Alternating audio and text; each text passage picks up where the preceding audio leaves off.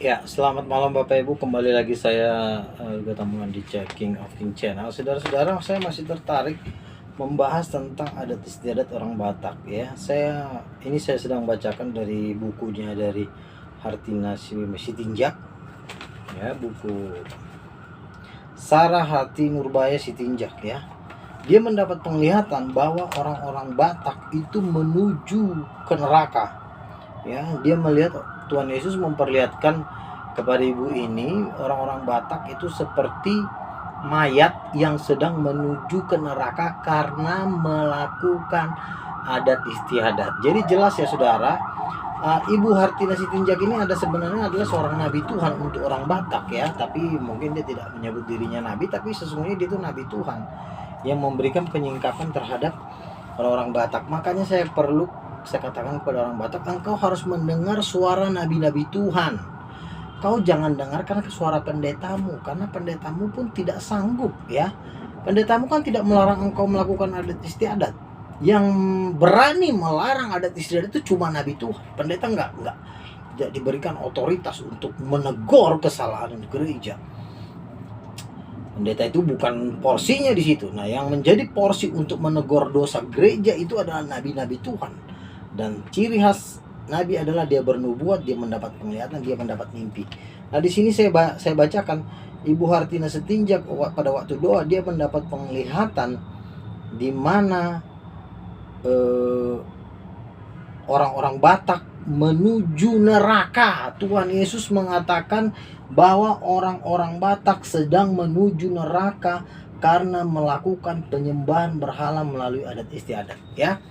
Jadi Ibu Hartina Sitinjak ini, jadi saudara-saudara, saya suka mengumpulkan kesaksian-kesaksian tentang penglihatan-penglihatan para nabi-nabi Tuhan tentang orang Batak. Dan saya sudah menemukan ada sekitar 3-4 ya.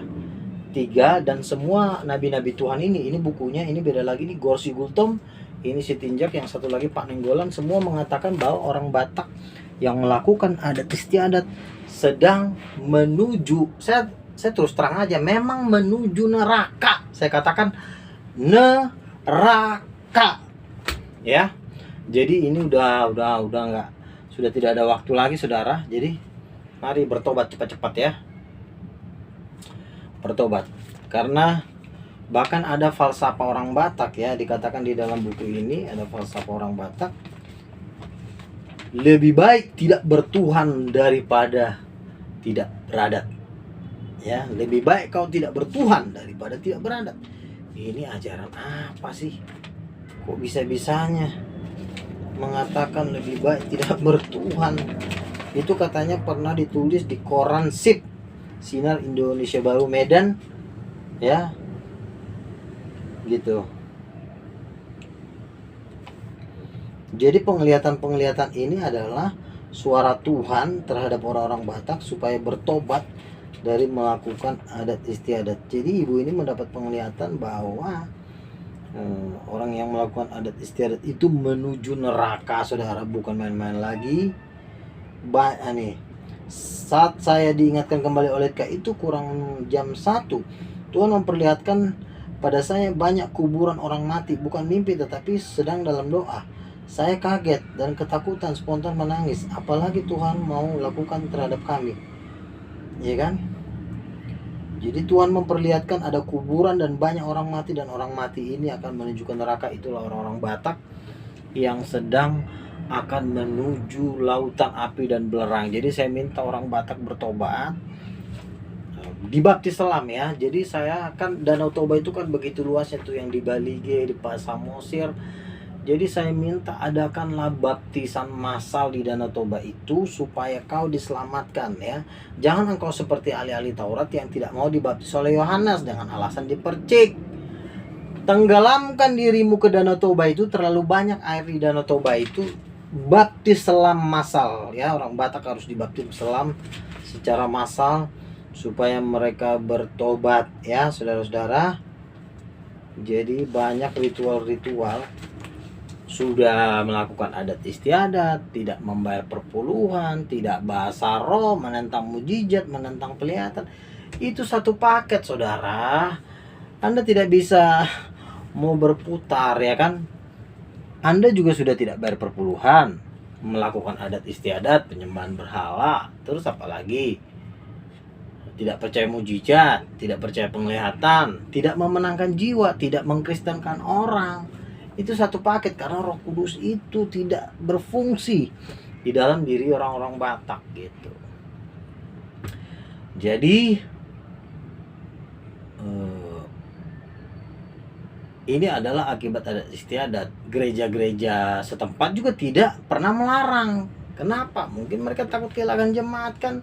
Nanti kalau aku bikin aturan tidak boleh adat istiadat, hilanglah jemaatnya gitu loh saudara. Jadi saya mintalah kepada untuk orang-orang Batak supaya cepat-cepat bertobat ya. Dibaptis selam saudara. Kenapa dibaptis selam? Ada suatu kesaksian. Ini seorang pendeta di Jakarta, kalau nggak salah gereja Tiberias dia. Jadi dia anaknya sakit, anaknya udah mau mati. Jadi pada saat anaknya mau mati, bapaknya ini berdoa kepada Tuhan supaya anaknya diambil saja gitu kan. Lalu Tuhan membisikkan suara kepada bapaknya, dibilang begini, anakmu belum terdaftar di kerajaan sorga karena belum dibaptis selam. Dan apa yang terjadi akhirnya pada waktu anak ini sembuh, dibaptis selamlah anak itu. Jadi saudara-saudara, jangan engkau meremehkan baptisan dengan alasan baptisan percik, nggak boleh baptis 2 kali. Saya katakan melalui kesaksian itu, orang yang belum dibaptis selam itu belum bisa masuk kerajaan sorga saudara, karena Roh Kudusnya belum ada. Makanya kalau orang tidak dibaptis selam akan satu paket melakukan adat istiadat, tidak mau jogal, tidak mau membayar perpuluhan ya. Jadi saudara-saudara, marilah semua orang Batak bertobat ya. Kenapa tanah Batak masih miskin sekarang ya? Coba lihat betapa miskinnya tanah Batak. Kenapa? Karena orang-orang Batak tidak mau diurapi Roh Kudus, tidak mau bayar perpuluhan. Makanya orang Batak itu dicoba di sana, di pasar sana. Lihat kalau Maronan, betapa kumuhnya itu pasar itu. Kenapa? Karena orang Batak tidak mau membayar perpuluhan, masih melakukan adat istiadat. Dan di penglihatan ini dikatakan, ibu ini mendapat penglihatan orang Batak menuju ke neraka saudara. Jadi saya udah kumpulkan kesaksian-kesaksian orang-orang yang dibawa ke neraka. Pak Nenggolan juga dibawa ke neraka, melihat pembantaian terhadap orang yang melakukan adat istiadat. Jadi di neraka itu sudah ada blok yang disiapkan khusus bagi orang yang melakukan adat istiadat ya. Sudah ada bloknya khusus ya saudara-saudara. Nanti coba saya tetap berdoa supaya orang-orang Batak bertobat ya, karena saya melihat adat istiadat ini tidak membawa dampak positif bagi tanah Batak ya. Gimana ya, orang masih merokok, masih melakukan yang tidak baik gitu loh. Coba gereja karismatik, mana ada gereja karismatik melakukan adat istiadat? Cuma gereja kalian ya. Shalom, God bless you, Tuhan berkati.